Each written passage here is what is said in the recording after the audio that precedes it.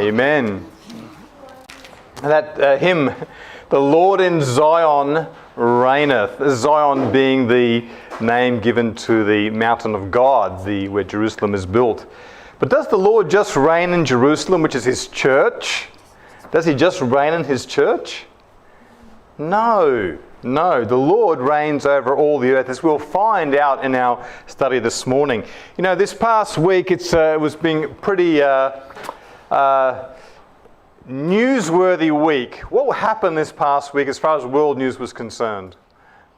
What happened? Say again? The collapse of America. I thought someone might say the election of the president. No, the president has not been elected. That's the problem. The vote was so close this week in the US of A. As it's been portrayed, the United States is the leader of the free world, and if the free world is in a state, if the leader of the free world is in a state like US is at the moment, God help the rest of the world, literally, because it's a shambles there, isn't it? It's a real chaos. People sometimes, there are a lot of professed Christians who are, not all, but a lot, who are rooting for and hoping for the incumbent president to be elected for another 4 years. They're hoping for that. They see some merits in that. And there are others hoping for change because of the despicable character and some of the acts of the current president. Either way you look at it, it's a very sorry state of affairs and where it's at right now. But what I want to talk about, the question here is, while there are people fighting over who's going to control the United States of America, the question I want to put to you today is, who is in control of not just the United States, but of every nation of this world? Who is it? Well, you know the answer to that, don't you? It is God that is in control. That's what I want to talk about this morning. And I want to answer that question, not just who is in control and give you evidence to support that, but why does God control the nations and to what end is he working? So let me share with you firstly, when God created this earth,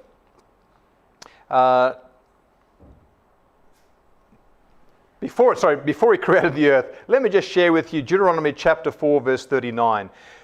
This is the verse that we should be taking to heart here. Know therefore this day, consider it in thy heart, that the Lord, he is God in heaven above and upon the earth beneath. There is none else. So the Lord, he is God in heaven and upon the earth. There is none else. There was a statement written by an Anglican minister, F.R. Barry, from the 1940s.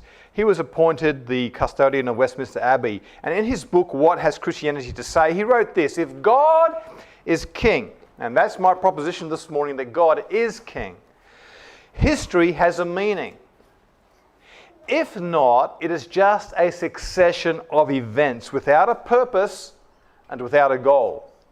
A cycle of endlessly revolving escalators, raising one culture to the surface as it sweeps another down into the depths. And that's what's at stake. A lot of people are saying right now in America, it's a war of the culture. And so if God is not the king of this world, then history is just a succession of events without a purpose, without a goal, a cycle of endlessly revolving escalators, raising one culture up and another culture down into the depths, sweeping it away. The fundamental Christian assertion, however, is that God reigns, eternal in majesty, that the nations before him are as a drop in a bucket, that he has revealed his purpose in Christ Jesus. And that will is, and in that will is our peace. That's by F.R. Barry. God's will is our peace. He wants our peace. What authority then did the eternal and omnipotent God understanding that he created all things, and that's the understanding of Christianity. God created. It's an assumption. It's not we don't go out to prove it, we assume it. The Bible declares it. God created all things, including this earth. And we accept the Bible as the Word of God, as the divinely inspired book. And in there it tells us God created all things. He is the ruler and sustainer of the universe and the ruler and sustainer of this world.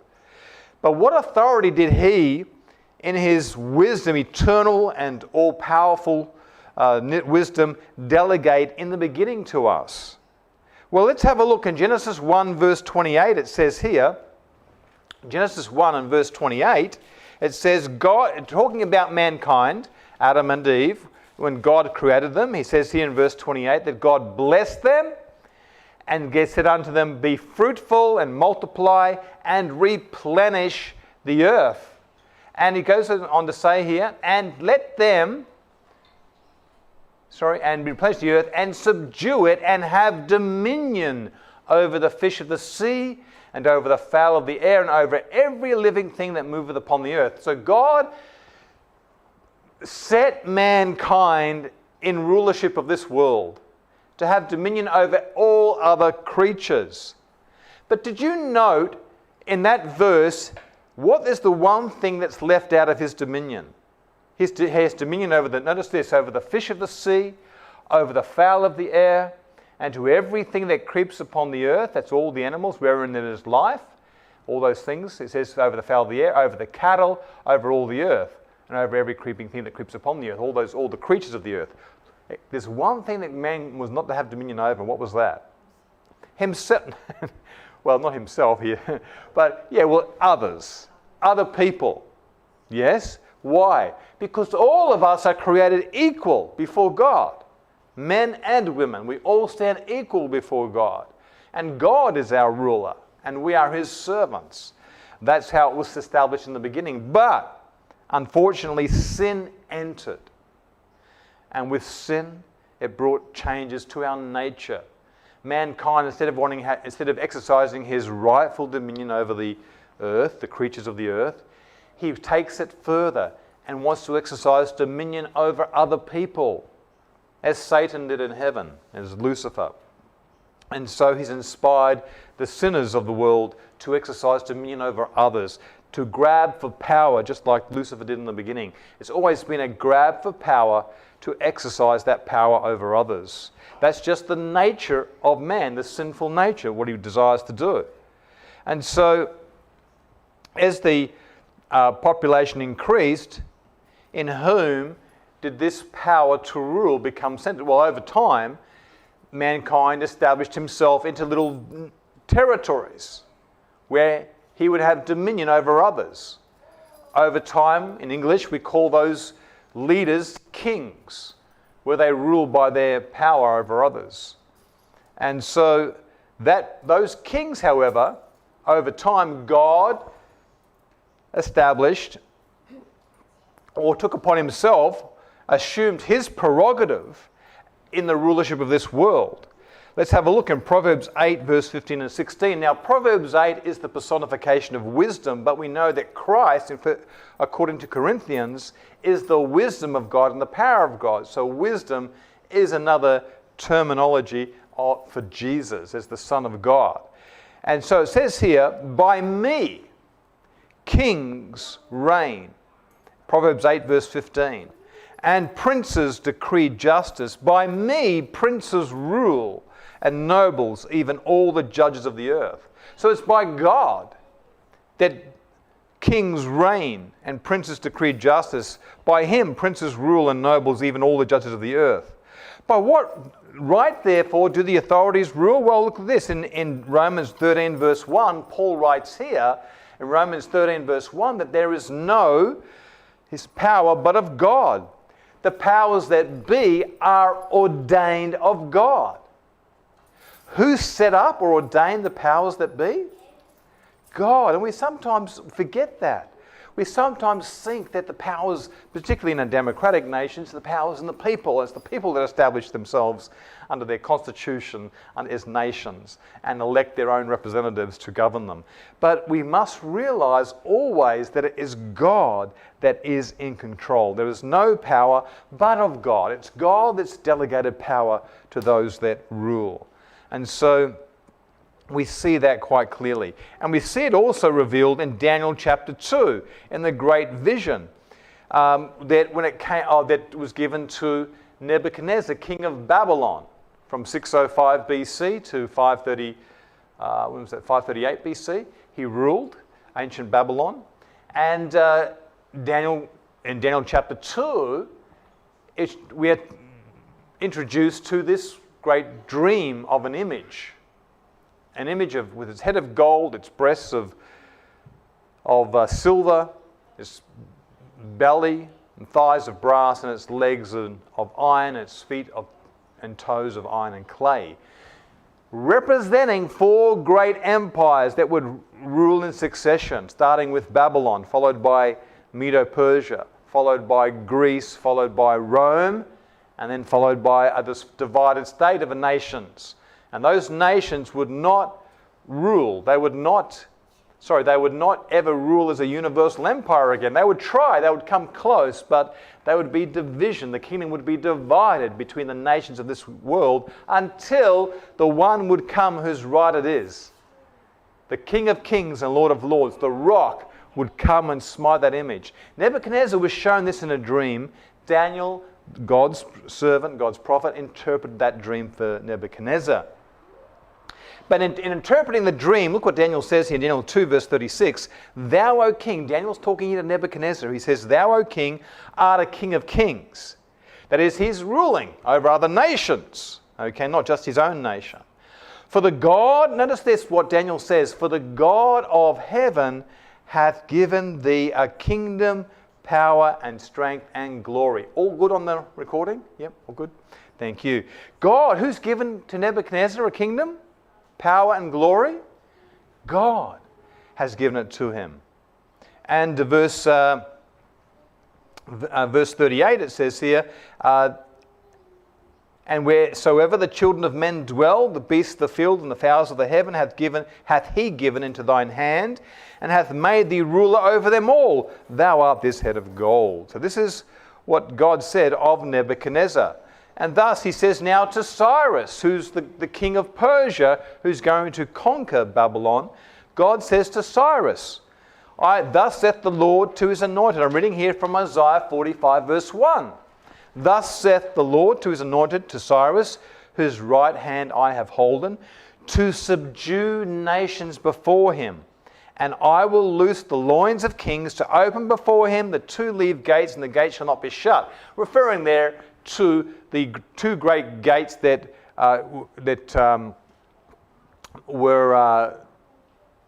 marked the entrance, I should say, to Babylon and the city of Babylon. And those gates would not be shut on the night of Cyrus's conquest of Babylon. For some reason, they were not shut. Those gates were left open, and Cyrus was able to march into that city and conquer Babylon. So this is the fact. God rules in the kingdom of men. It's God that sets up kings and takes down kings. That's reality. So by what authority right, therefore, do earthly authorities rule? By the right of God. It's God that sets them up. Now, to illustrate the point further, I want to come down to the time of Jesus, the New Testament times. In his interview with Jesus, Pilate, the Roman governor, Pontius Pilate, who was responsible to adjudicate the trial of Jesus. He was on trial for a capital offense, according to the Jews. He had blasphemed God, and by their law he ought to die, they said. And so Pilate was adjudicating the case, but then in interviewing Jesus, Jesus was silent, wasn't answering him. Then Pilate said unto him in John chapter 19, verse 10, Pilate said to him, Speakest not thou unto me? And then he says something interesting, which is something that the leaders of the world believe, especially kings, believe that this is their power. Knowest thou not that I have power to crucify thee and have power to release thee? It's true. There are kings that have powers, and the presidents of nations have powers to pardon people on death row. They can do that. They have power to let them die or power to release them.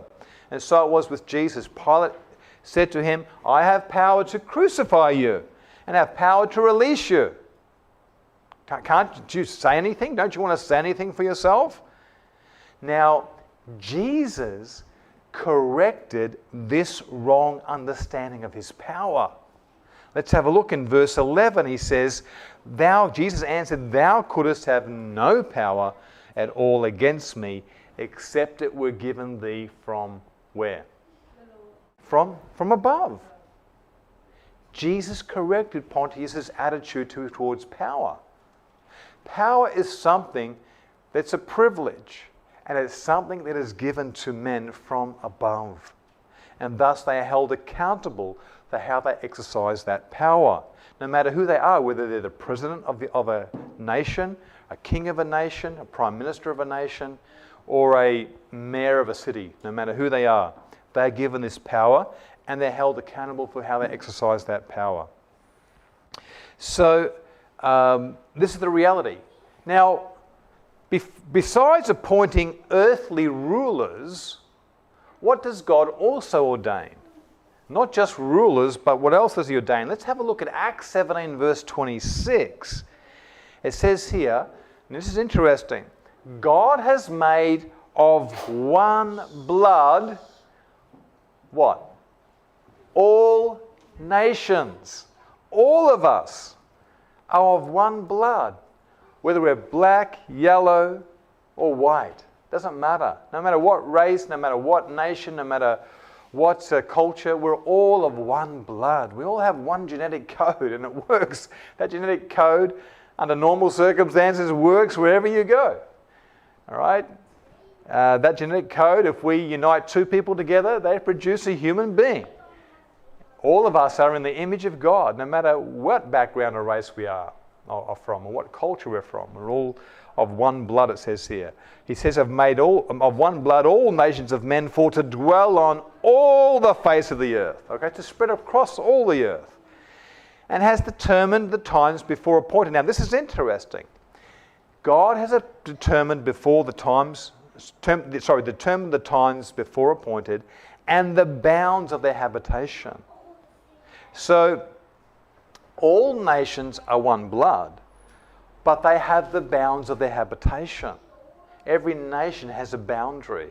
Now, God has before appointed what that boundary is, and God has also appointed not just what the boundary is, but how long that boundary is to stand for. Yeah?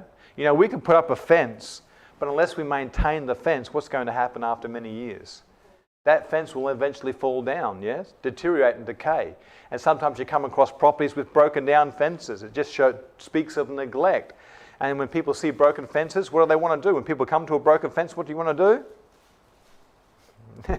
Well, if you come across a broken fence, you go past it. You want to go, what's on the other side of that fence? Right? And you go past that fence, and that's what people do. When the boundary's no longer there, people go beyond the boundaries.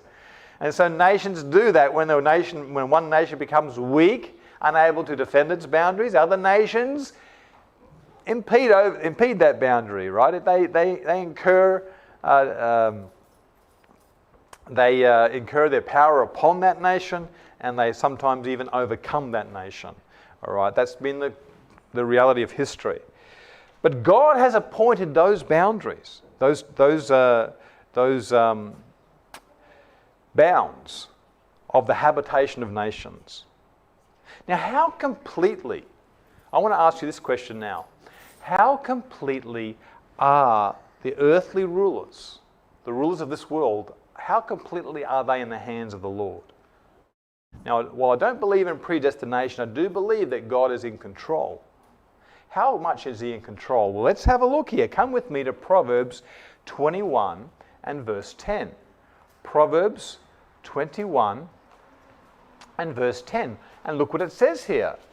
Talking about the heart of the king, Proverbs 21 and verse 10 says that the king's heart is in the hand of the Lord, as the rivers of water. He turneth it whithersoever he will. God turns the waters of the rivers whereversoever he will, so he turns the hearts of kings in whichever way he wants. And how does he do that? I don't think he comes upon kings with and forces his will upon them, but he brings about circumstances designed to influence kings to make certain decisions in a certain pathway. Yes? I mean, there's 1,000 pathways you could take in any given situation, hundreds of pathways. But God brings events about, knowing the character, knowing the disposition of presidents and kings. God brings about circumstances, knowing what decisions they will make. And they make those decisions. So God turns their hearts. Now, again, from F.R. Barry, he says, in the same book he writes, if the state is absolute in its own right, acknowledging no law but its own self-interest, then words like truth and justice are meaningless, and all talk of freedom is delusory. Okay, so if a king or a nation is ruling in its absolute right, that is, if it's absolute, that is, its power is absolute, then freedom is just delusory. Men are then but helots of collectivisms, themselves blind, irrational, and transitory, and the age-long travail of man's making has no end but to produce more cannon fodder. If God is king, then there is a law higher than any national sovereign state, and to it the nations must conform or perish. That's reality. Either we rule the nation, or the nations of this world should rule in accordance with God's law, and by that I mean, if you take the 10 Commandments, the first 4 commandments have to do with our rights and our obligations to the worship of God.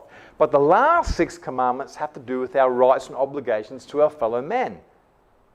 And nations, in their prosperity rests in how closely they follow God's will in ruling the nations of men, in exercising justice and mercy, in keeping the peace, okay, in fairness and judgment.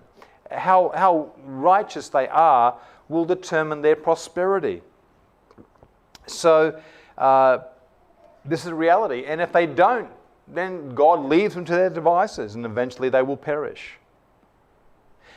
God, I want to turn here now to Ezekiel, verse 21. Here we see there was a decree where God, finally this happened with Israel. While she followed God's way, she was blessed, but when she followed her own ways, she was cursed. Eventually, it came a point where she refused to follow the ways of God, and she perished. As a nation, that is. She became under the power of Babylon. Let's have a look here at this decree that finally that was pronounced against Zedekiah, the last king of Judah. Let's have a look here. Ezekiel 21, verses 25 to 27. And thou profane, wicked prince of Israel, whose day is come, when iniquity shall have an end, thus saith the Lord God, remove the diadem. Now the diadem, he says here, is the crown. Okay, remove the diadem and take off the crown. This shall not be the same. Exalt him that is low, and abase him that is high. I will overturn it, and it shall be no more, until he come whose right it is, and I will give it him. When God said, I will overturn, and overturn it, what was he referring to? He was referring to the kingdom, the diadem, the crown. He would overturn it once when Babylon would conquer Judah. He would overturn it again when Medo-Persia would conquer Babylon. And he would overturn it a third time when Babylon would be conquered by Greece, until he who comes whose right it is. And eventually Rome came, conquered Greece, and Jesus was born under that Roman dominion. He whose right it is Jesus Christ. He is the King of Kings and Lord of Lords. Now, in case we still question God's sovereignty in this world, there was a Pharaoh of Egypt who questioned the sovereignty of God. Let's have a look here in Exodus 5, verse 1 and 2. Exodus 5, verse 1 and 2. And afterward Moses and Aaron went in and told Pharaoh, Thus saith the Lord God of Israel, Let my people go, that they may hold a feast unto me in the wilderness. And Pharaoh said, Who is the Lord that I should obey his voice to let Israel go? I know not the Lord, neither will I let Israel go. So Pharaoh had no recognition of any other sovereign but himself. In Exodus 7, verses 3 to 5, God now teaches Egypt a lesson. He says, I will harden Pharaoh's heart and multiply my signs and my wonders in the land of Egypt, and the Egyptians shall know that I am the Lord when I stretch forth my hand upon Egypt and bring out the children of Israel from among them. And so that's what God did. He stretched out his hand upon nature and brought the curse of nature upon Egypt until Egypt finally relented and Pharaoh let Israel go out into the wilderness to worship God.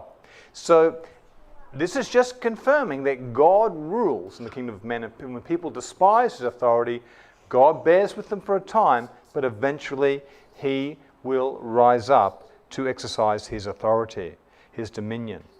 How decisive then is the Lord's intervention in the affairs of nations? Well, let's have a look here, Isaiah 14, verse 24 to 27. The Lord of hosts hath sworn, saying, Surely as I have thought, so shall it come to pass. And as I have purposed, so shall it stand. This is the purpose, going on further here, this is the purpose that is purposed upon the whole earth, and this is the hand that is stretched out upon all the nations. For the Lord of hosts hath purposed, and who shall disannul it? And his hand is stretched out, and who shall turn it back? So when God purposes, thinks something, it says here, as I have thought, so shall it come to pass. When God thinks something, when God purposes something, nothing can thwart that purpose. It may appear to be thwarted, but it isn't. God's purpose will be fulfilled in this earth. Nothing can change it. And in fact, people have tried to change God's purpose, but have failed. There was one king, I mentioned before, Nebuchadnezzar, who tried to change God's purpose. I mentioned already in Daniel chapter 2, Nebuchadnezzar was shown an image of a great statue, a head of gold, breasts and arms of silver, belly and thighs of brass, or is it brass? Yeah, brass, and the legs of iron and feet and toes of iron and clay. Now, in chapter 3 of Daniel, Nebuchadnezzar creates a great image. And I imagine it must have been inspired by the dream he had, but instead of making this image like the dream out of the 4 metals and clay in the feet and toes, he made it out of 1 metal. What was that metal? Gold. Remember, Daniel had said to Nebuchadnezzar, Thou art this head of gold.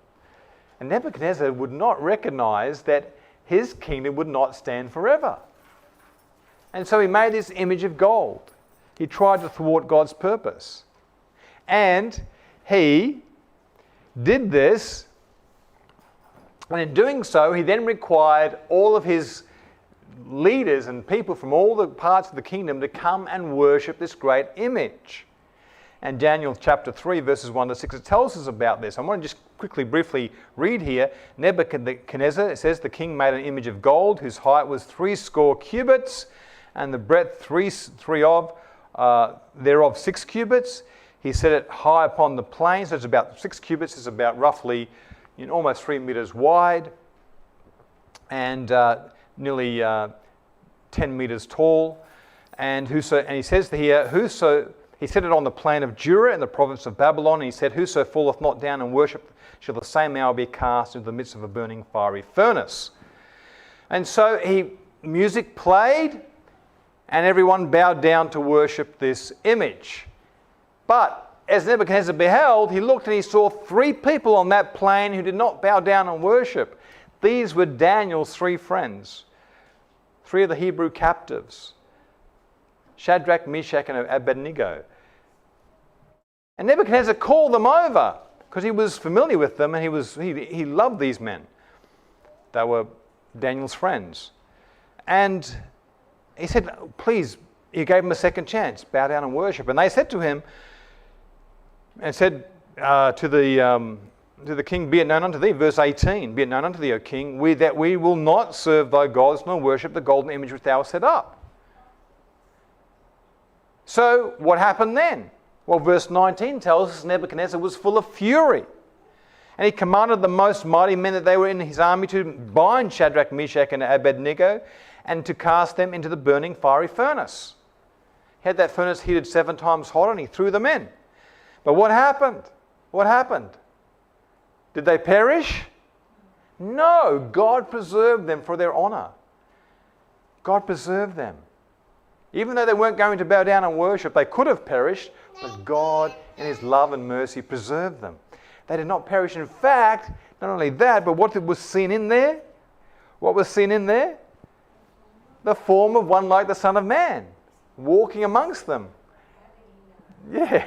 Now, how did Nebuchadnezzar know that? I'm sure because Daniel must have told him about God and the Son of God. Yeah. But it says here, Shadrach, Meshach, and Abednego came forth of the midst of the fire, and the princes and governors and captains and the king's counselors being gathered together saw these men upon whose bodies the fire had no power, nor was the hair of their heads singed, neither were their coats changed, nor the smell of fire had passed on them. Didn't even smell like they'd been in a fire. So amazingly preserved were they. That's what God does for those who stand up for him. And so we're called then to render to Caesar the things which are Caesar's, but to God the things which are God. So while we respect the power and authority that God has placed in the kings and presidents and prime ministers and mayors and rulers of this world, we don't contravene God's will in our service to the kings of the earth. We stand up for God first. We put God first in all things, which is what the Hebrew captives did in this occasion.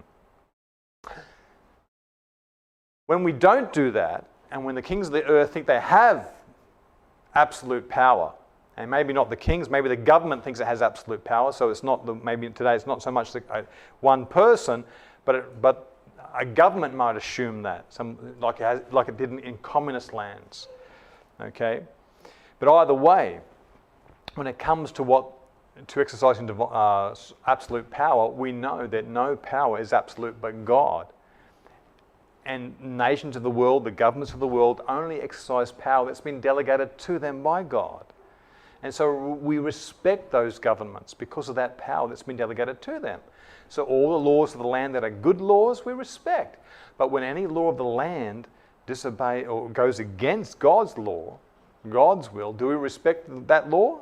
No. We respect the government, but we cannot obey that law. So we have peaceful, not violent, but peaceful resistance, right? Peaceful resistance. So that's what it means to render to God the things that are God's. So we should then be praying, though, that we can be lived. Paul said in 1 Timothy chapter 2, that we should be praying for all men. Who should we be praying for first?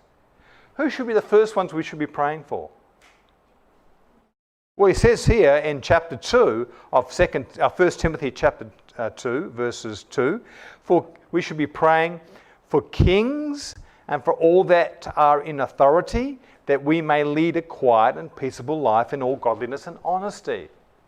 So we should be praying for the kings and for all that are in authority, that they will rule in such a way as to allow us to live peaceable and quiet lives in all godliness. That is, that we might live a godly Christian life and honesty. So that's what we should be praying for. And when we do that, God will work for us. In fact, God worked in a marvelous way with Nebuchadnezzar. Do you remember what happened to Nebuchadnezzar eventually? Eventually, Nebuchadnezzar came to the point of actually glorifying the God of heaven. At one point, he thought all this great kingdom of Babylon he imagined that he had built it himself. If you see here, in chapter 4 of Daniel, we have here the experience, what was called, I would like to call it Nebuchadnezzar's conversion experience. Here, Nebuchadnezzar was at rest in his house, flourishing in his palace, at peace with himself, ruling over all the then known world, and he was glorying in his glory. But God then gave him a dream, and in this dream, he saw, what did he see here? He saw a dream which made him afraid, verse 5 tells us. And that dream, he could not understand it. So he called in all his magicians and astrologers, they couldn't interpret it, but then he called in Daniel, who interpreted the previous dream of chapter 2. And Daniel made known to him the dream. I'll show you what the interpretation of the dream. So, King Nebuchadnezzar tells him the dream. I'm reading here from verse 9. Oh, Belteshazzar is the...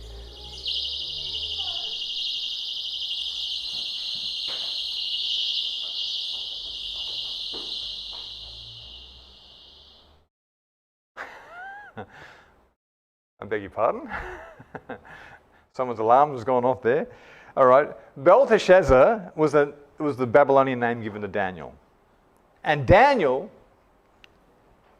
was told the dream by Nebuchadnezzar. Nebuchadnezzar told him the dream and said to him, verse 9, I know that the spirit of the holy gods is in thee, and no secret troubleth thee. Tell me the visions of my dream that I have seen and the interpretation thereof. Thus the visions of my head in my bed I saw, behold, a tree in the midst of the earth, and the height thereof was great. The tree grew and was strong, and the height thereof reached unto heaven, and the sight thereof to the end of the earth. The leaves thereof were fair, and the fruit thereof much, and in it was meat for all. The beasts of the fields had shadow under it, and the fowls of the heaven dwelt in the boughs thereof, and all flesh was fed of it. So this was a great tree that he saw.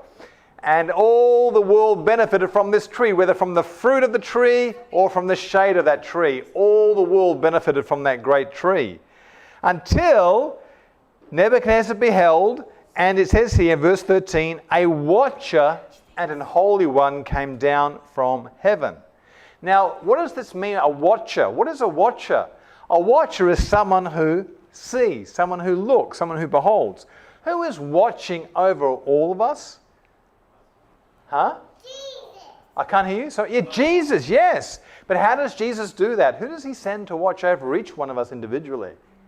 Angels, yes? Your guardian angel. We all have guardian angels watching over us. And so even Nebuchadnezzar had a guardian angel watching over him. And so this watcher came. See, I believe that the angels are the watchers. They serve under the direction of the Holy Spirit as the eyes of the Lord throughout the earth. What are the eyes of the Lord doing? Let's have a look in 2 Chronicles chapter 16, verse 9.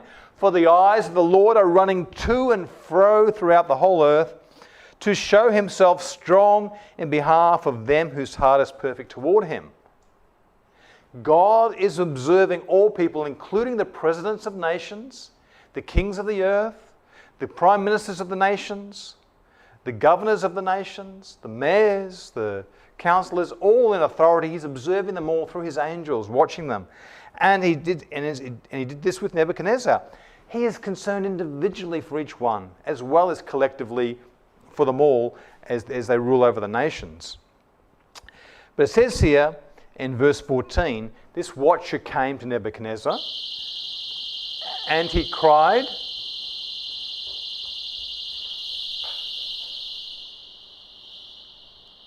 and it says here, he cried aloud and said thus, hew down the tree and cut off his branches, shake off his leaves and scatter his fruit.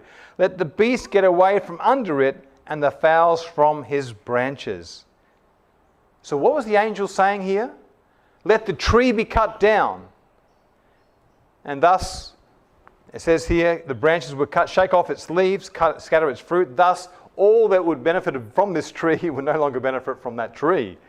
Nevertheless, leave the stump in his roots in the earth, even with a band of iron and brass, in the tender grass of the field, and let it be wet with the dew of heaven, and let his portion be with the beasts in the grass of the earth.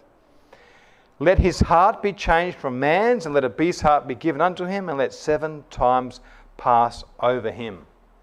This matter is by the decree of the watchers, and the demand by the word of the holy ones, to the intent that the living may know that the Most High ruleth in the kingdom of men, and giveth to whomsoever he will, and setteth up over it the basest of men.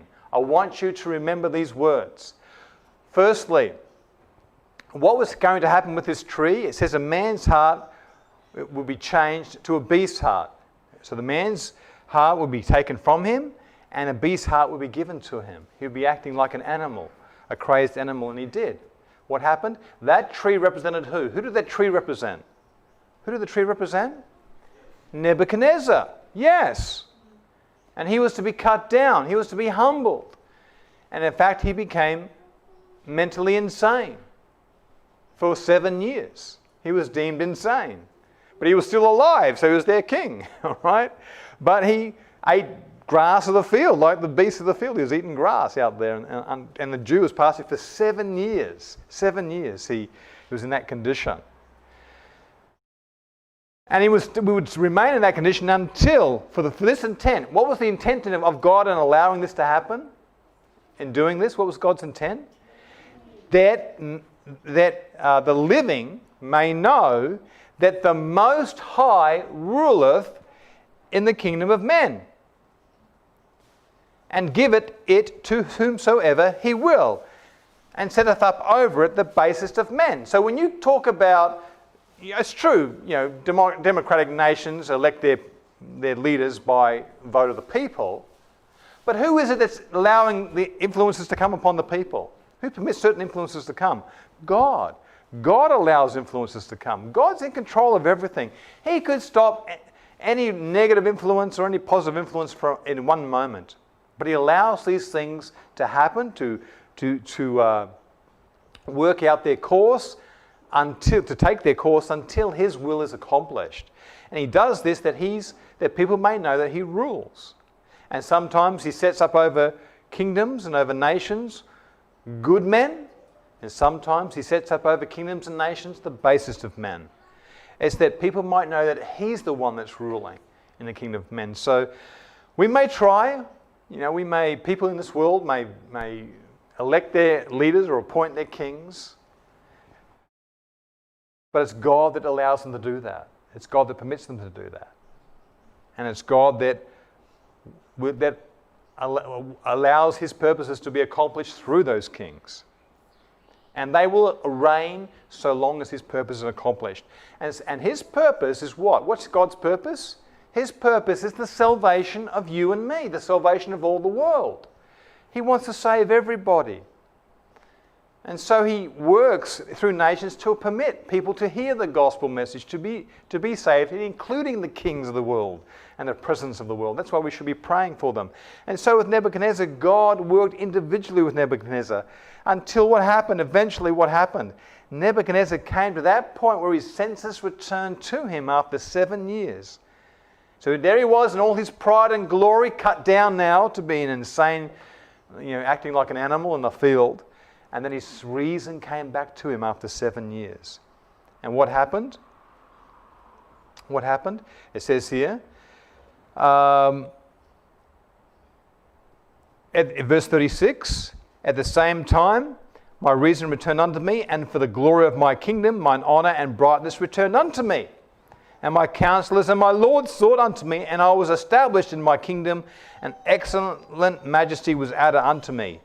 So Nebuchadnezzar recognized that he was restored to his kingdom. Now look what it says in verse 37. Now I, Nebuchadnezzar, praise and extol and honor the King of heaven, all whose works are truth and his ways judgment. And those that walk in pride, he is able to what? Abase. So it really comes down to it when it comes to the leaders of the world. those walking in their own glory, in their own pride, in their own renown, in their own fame, in their own power and might, be prepared. Be wary. God will bring you low. God will bring you low. He will allow that to happen. But if you are kept low, if you are humble, God will extol you. God will honor you. God will rise you up. God will give you a kingdom and power and glory and dominion. He will allow you to rule. This is the way it works. This is what God's purpose is. In the annals of human history, the growth of nations, I'm reading here from Education 173. In the annals of human history, the growth of nations, the rise and fall of empires appear as dependent on the will and prowess of man. The shaping of events seems to a great degree to be determined by his power, that's man's power, his power, ambition, or caprice. But in the Word of God, the curtain is drawn aside, and we behold behind, above, and through all the play and counterplay of human interests and power and passions, the agencies of the all-merciful one, silently, patiently working out the counsels of his own will. And what's God's will? God's will is the salvation of mankind. He wants all men to be saved. And so he works for all that. Not all will be saved, but God is doing all in his power to accomplish his purpose in the earth. And eventually, what will happen to all the kingdoms of this earth? What will happen? They will be given into the hands of he whose right it is. Remember, we read that before, and that is Jesus Christ. The time is coming, not so far distant, when Jesus will return to establish his kingdom. We're told in Daniel chapter 2, he will establish his kingdom upon this earth, and it shall be an everlasting kingdom, a dominion that shall be an everlasting dominion, as God intended it in the beginning, and he will rule the nations in justice. He will rule us in love, mercy, and peace. So my will for us today is not to be concerned or get upset or get stressed out about which government might or might not be in control, which person may or may not become the president or the prime minister or whatever nation you're in. But just be concerned about God. Be concerned about Jesus. Be concerned that your heart is right with him, and that pray for the kings of the world. Pray for the presidents of the nations. Pray for the mayors and all those in rulership, that we may live peaceable and quiet and godly lives in all godliness and honesty until Jesus comes. This is my will and prayer for us. Amen.